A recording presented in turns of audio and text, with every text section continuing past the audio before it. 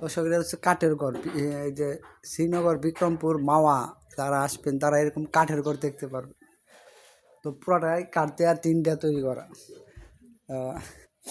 এনে রুম হচ্ছে একটা, মানে এটা একটা বেড়া দিছে আর কি। পুরো একটাই, এটা হচ্ছে রুমের বারিন্দা।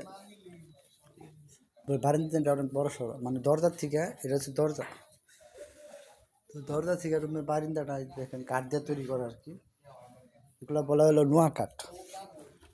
তারপরে বেডরুম, আর মাঝখানে আরেকটা বেড়া আছে। এখানে এখানে আরেকটা ঘর আছে। তো যাই হোক, সুন্দর লাগছে ঘরটা। তো এরকম ঘর দিবার গেলে কমসে কম 8 থেকে 10 লাখ টাকা লাগবে। না একটু সুন্দর হলো, যে কাঠগুলো দেখতেছেন না, এটা হচ্ছে নোহা কাঠ, হেভি, মানে হেভি। তো সবাই ভালো থাকবেন। আর বিক্রমপুরের বাড়ি ঘরগুলো সুন্দর লাগে আমার কাছে, বাহির থেকে দেখাই।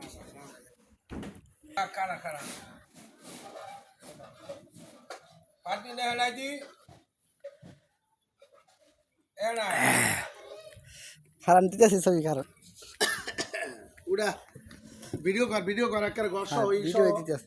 চারি পাশে করে এই যে এই বাড়িটা হলো ফাঁক থেকে দেখালাম, ভিতরে যা দেখছেন আর বাইরের থেকে দেখেন বাড়িটা কত সুন্দর দেখা যাচ্ছে। ওই দোতলা সিস্টেম বাড়ি আর কি, উপরেও মানে রুম আছে, অনেক সুন্দর। সবাই ভালো থাকবেন।